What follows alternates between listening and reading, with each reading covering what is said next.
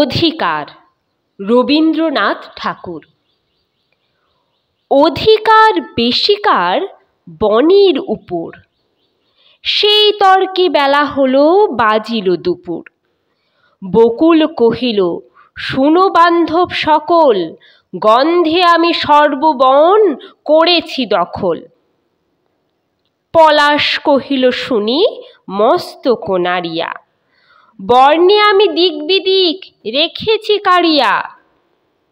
গোলাপ রাঙিয়া উঠি করিল জবাব, গন্ধে ও শোভায় বনে আমারই প্রভাব।